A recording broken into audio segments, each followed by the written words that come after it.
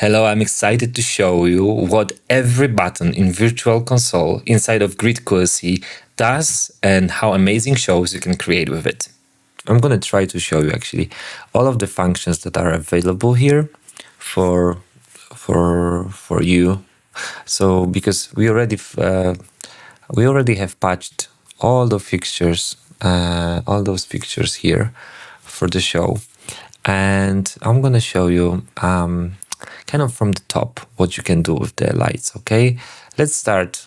Everything starts with this preset list. This is a preset list for everything you saved here on the console. It's here in this preset. So I'm going to load the first one. It's just the white, the most basic stuff you can have, and everything like we're gonna go from the top to the bottom, okay?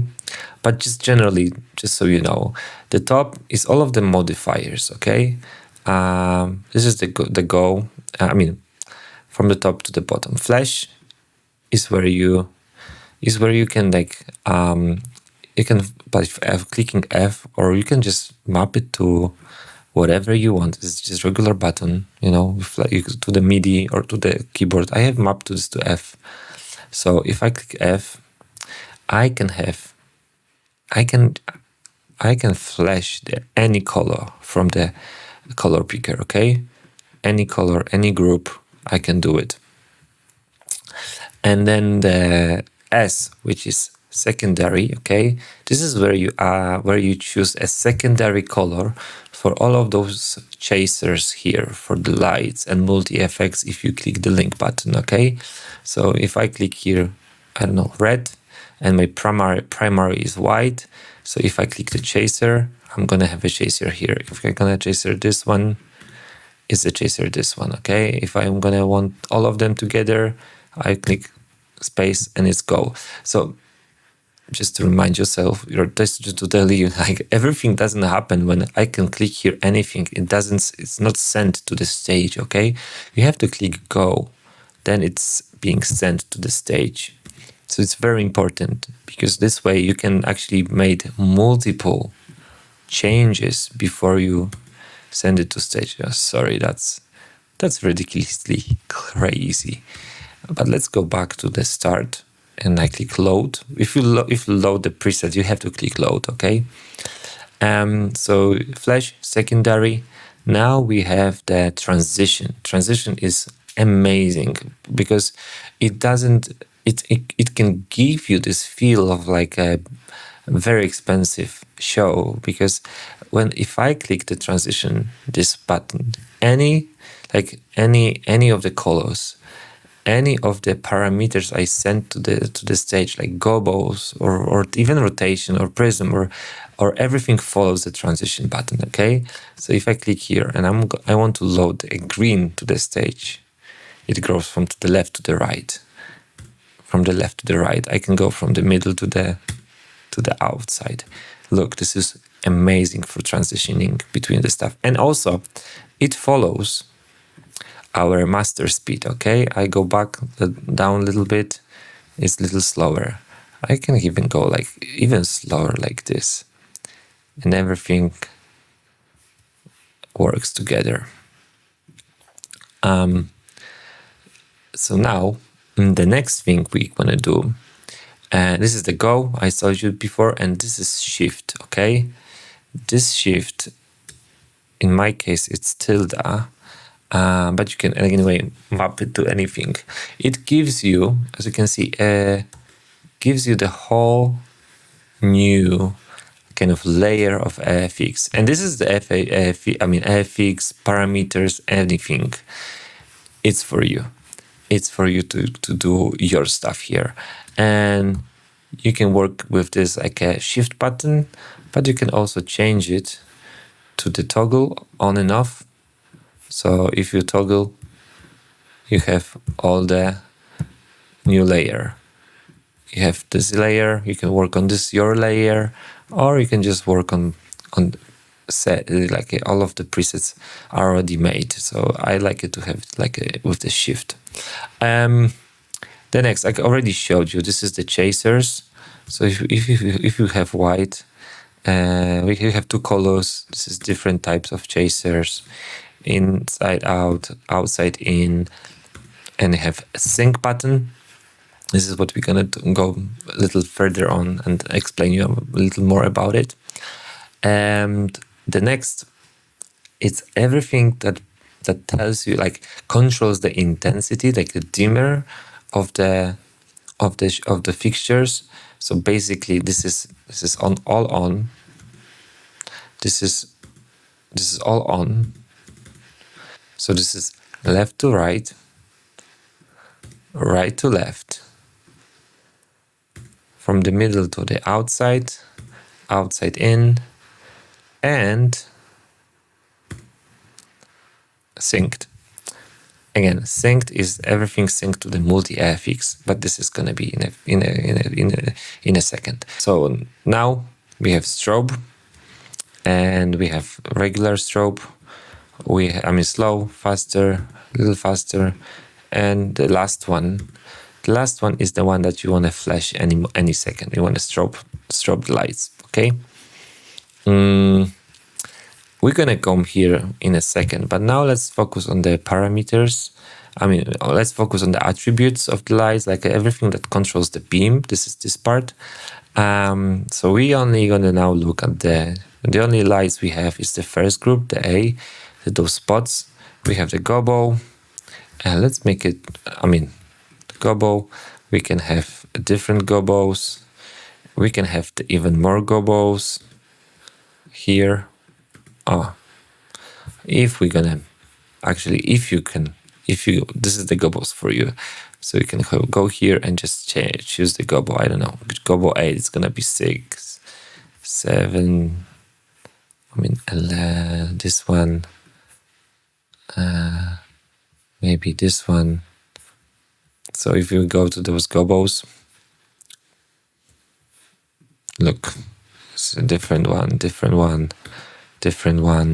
And now we can start also a rotation of those gobbos. First one doesn't rotate. This one is a slow rotation. Let me just put this little, like, the different position. Maybe this one. See, it's rotating a little faster and a little faster. And the next one is prism. So we have this prism, and the next one is starting slowly to move the prism, like rotate the prism, and the faster rotation. You can see that this is actually smart because it's split in the middle always, and the one is rotating counterclockwise and this one is rotating clockwise. So it also looks nice, when you look at it, because it's not everything in the same direction. Next control is zoom. So we want to make a bigger zoom. So first one is narrow, wider, and even wider. So it can give you this big looks here together with the prism, slow prism. We can go with the lights higher. Okay, so let's go now to all of the positions, okay? And positions is where you set your lights to the different positions. Let's put all of the lights, and maybe let's put like different colors so we can actually identify the lights. Now, so this is the first, and let's do the narrow beam so we can actually see the beams. Maybe, the green was one, but I hate this. This looks really bad. Let's create something which is actually nice. Maybe more like this, and the washes, let's do them dark blue. The bars are orange. Maybe let's be orange. So now we can see the lights, individual lights. So now with the position, we don't need position for group C and D. So you see, we can quickly fix that. Group positions and group C and D, we don't need it. So it's clean now. We don't need this position. So we want to put those up, those down, or crossing, and we can, like, you know, split it like this, split it like this, split it like this, maybe like this. So we can use all of those positions, and they are some really good positions, I think. And because of the positions, also, what you can do is to actually change a position, and you do it this way. You click the position you want to change. Okay, I'm gonna click, I want to update my positions for up. Let me tell you, this is too high for me. Okay, so I go here and I go to group A. Okay, so here, first of all, you have pan and tilt going together. Okay, you see, but you can use this button. I mean, you can first of all use this button. It will get those lights in the right direction together. You see, on the right side they go together. We can change it, and now you go to the left side together, and everything in between. But what I love to do is to use this last one button, and now we spread the lights, you see, together, or we narrow the lights together. And this is creating beautiful effects super easily. But you can also individually, let's get them back together, like get back to pan and tilt, just regular behavior. But we can also just move one of the groups. Okay, this is group A, and for me, the good position for up lights, it's not here. I want those lights to be like this, okay? And here you can see that the up is highlighted. So I'm sure that I'm gonna be overriding up position, okay? I'm updating. And I'm gonna click now update. And it's gonna ask me if I wanna update the position. I say okay. And now I go to group B and I'm on the Q2. You'll see, this is my Q2. But if I wanna update the position, I don't know, 8. I have to load it. And then I go here, I am on the Q8. This is how you know which position you're gonna be updating. So first of all, load. I load this one. And now I go here. And now I'm gonna be updating position 8. So this up position, again, I want this to be also a little over my eye view, okay? This is a perfect up position for me. Super easy. No, no in the middle. I don't want anything fancy here. I could actually sorry, not tilt. I want to tilt just regular, but pan, and just do some spreading or put them together.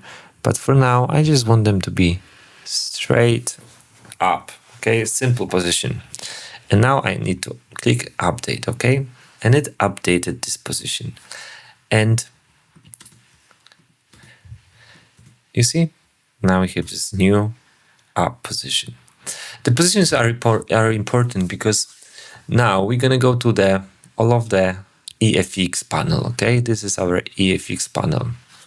So if I go to first EFX, it's always gonna use this position of the light as a kind of a reference point where we start the movement. Because look now, and we have also the very important parameter speed, which makes them super slow, so much slower. The same animation, but slower. Or size. And the size, gonna change the size of the EFX. You see now that the size is so much smaller, it's almost parallelly moving, you see? And this is moving around the position we have set here. So if I go here to the up position, look, now we have the same movement, but happening up. Let's make it a little bigger, okay? it's a different animation. If I go with this one to the bottom, so the top one is up and the other one is in the bottom. Let's do it like this. It's a different animation, you know? Same happening. So same is happening with this AFX. Look, we have a different position. It looks completely different now. Even if I have 100%, this is a different animation. This is a different animation now. Or this one. Actually, this one is super cool now, you see? So this is all dependable of the starting position, kind of, which gives you an endless combination of EFX and a starting position. So if you like it, for example, I like this much, you can save it as a preset, okay? Now I can save it as a preset, so I can recall this preset anytime. I can click add, and let's say spread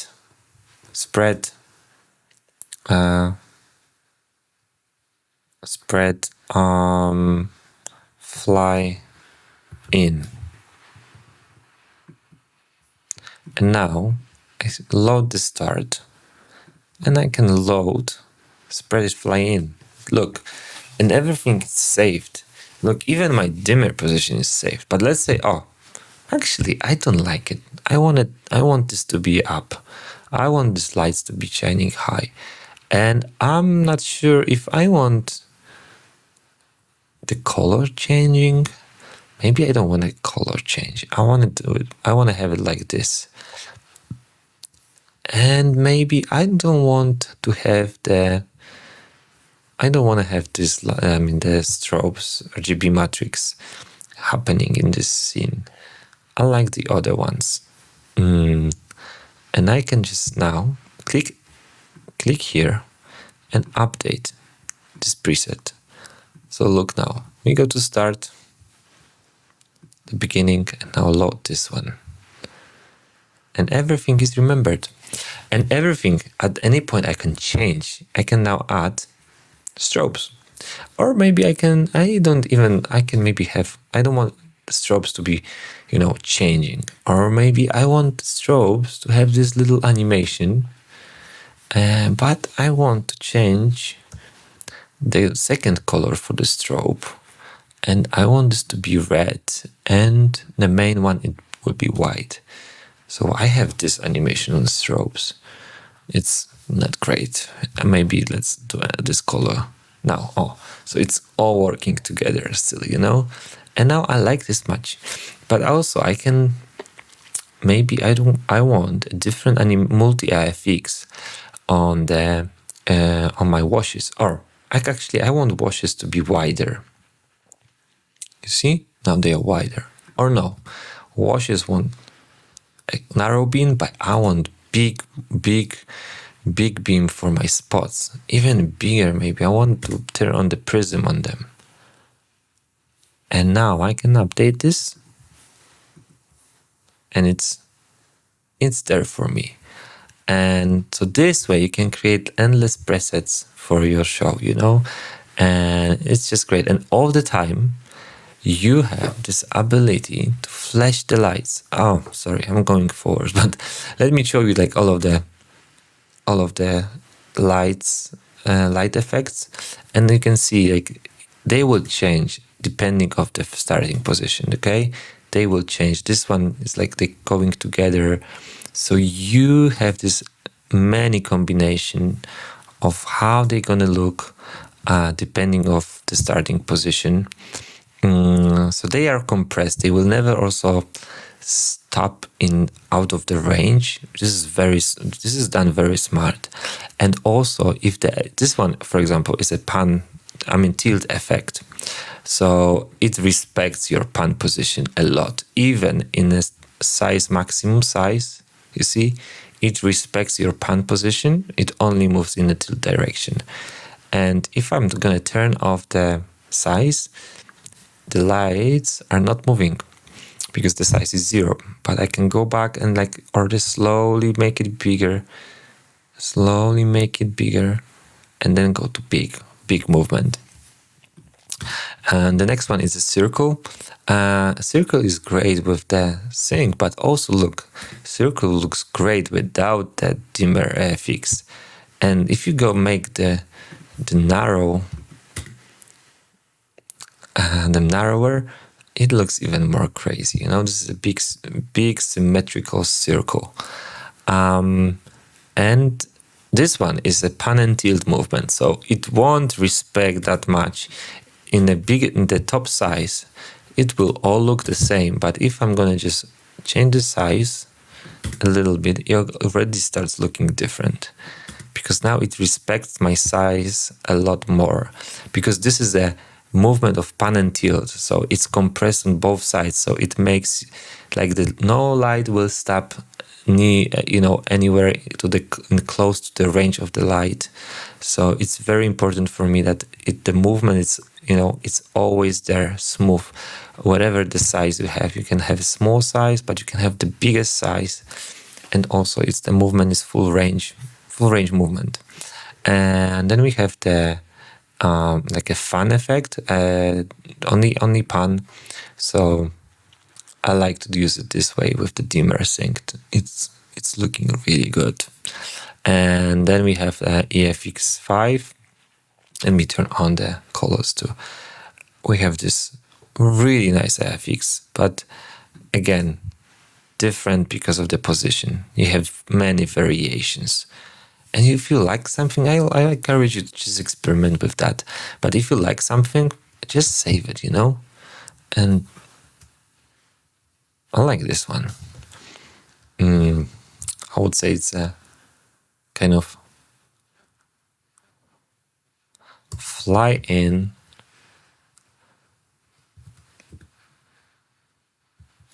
middle, let's say center, fly in centered.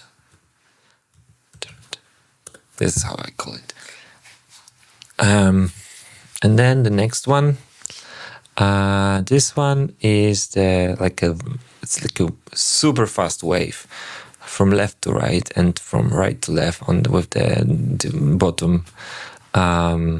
bottom fixtures. And you can again make it smaller. It'll also look nice.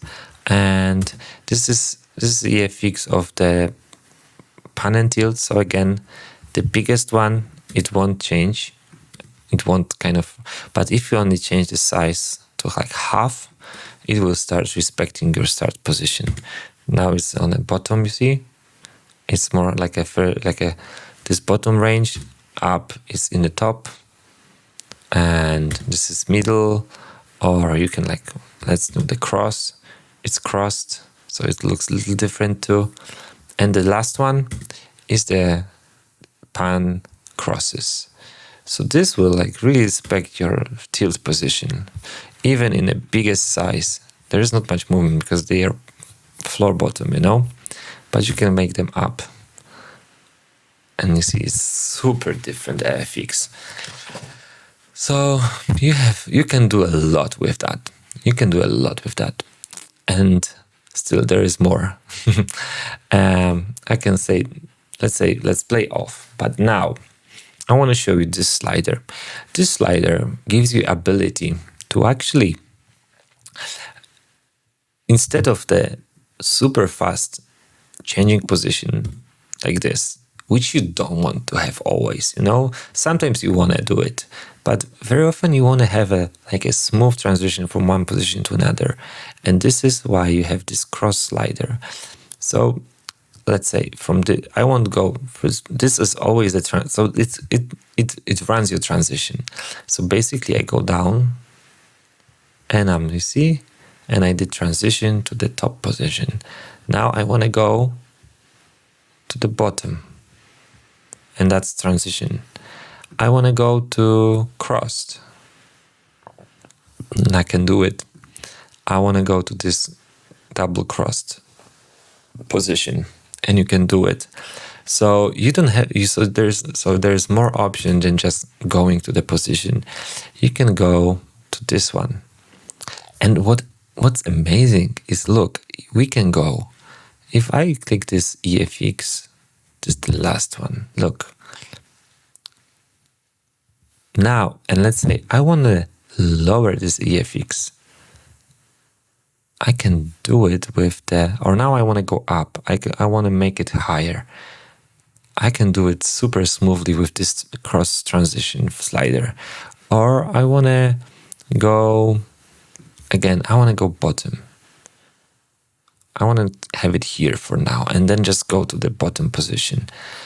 You have this option now. Or let's say I have this tilt, AFX, and now I want to cross it, look. And I'm slowly taking the lights together to the cross movement with this beautiful transition. So, or just spread the lights again. Or I want to change the size and even have more respectful transition to this one or to the double crosses. And you see the lights now are crossing. So you can do many things with this section here. It's really, really cool. Let's say that's all for now. So then you have a master section where you can like especially if you have a different color, or just turn off all of the lights. Here you can flash them in a special order, because in the bottom you can actually choose what you want to do with those lights, how you want to flash them. This is using actually the groups too, like the position of the group. So you go from down to up, or from up to down. Let's raise them up and look. And also you can change in between position of the lights. And now every time you flash them, they're in a different position. You can do many things with it, I can tell you. But then again, individual flashes and in out with the transition, left to right with the wave.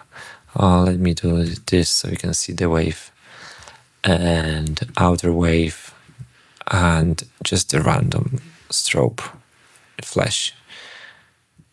And same with every group. I showed you already some of this stuff when we were, this is the wave, just a flash of the random, and same here.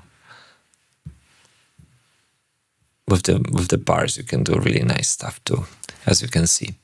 And the next thing we're gonna have here is, let us have the left to right chaser, like a dimmer. Now we have a tap tempo. So this tap tempo allows you to map the speed to a BPM. Okay, so one rotation is kind of the measure here. Okay, so so you can tap tempo, like you need 4 taps to tap it well. 1, 2, 3, 4, and now I got the tempo of this song. Okay, and the speed slider follows the tempo here, so it's calculating this tempo into the correct position of the slider.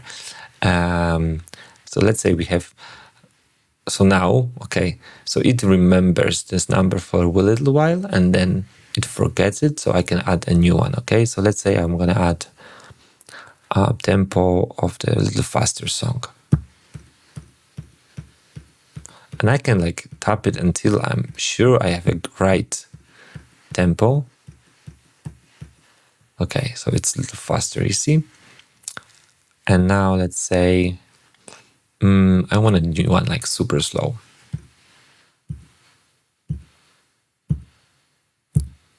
So it's 62. And now we have everything's now, as calculated to the right tempo. And you can still override it, do it by eye, you know, or go back to the tempo position you've stored. Or if you go to any of the positions you've created, like presets, they also remember the speed. So you have to remember to add a correct speed for whatever you're doing here. Or if you don't like it, just change it, update it, and now you have a new tempo. And the last one is, the speed. I already showed you how it works. And now we are left with this preset queue place, where you can actually add new presets. I showed you how to add it. I showed you how to update it. I showed you how to load the preset. And now I want to show you how to rename the preset. Let's say I want this to be red, okay? So I can rename it because I've changed it to red, and I can add red. So, and I center red. This is how you rename it. It's quite easy. Oh, it's fun. I changed the color, but I didn't save it. You see? So I'll rename it, but I didn't save it. So I click update. And now if I'm gonna start it, now go to this one. Yeah, now it remembers the red. And you can also delete one. So let's say I'm gonna do the new one. For me, it's easy to go to the start one and now create a new preset. I go to this one, maybe this blue white circle. Awful, but maybe let's have this and crossed, so they looked a little different maybe. And let's have a chaser on the RGBs. Oh, that's great. And that's my new one. New one to delete. So don't. So now I'm going to show you. You just again click here, click delete. Yes, and we've deleted this one.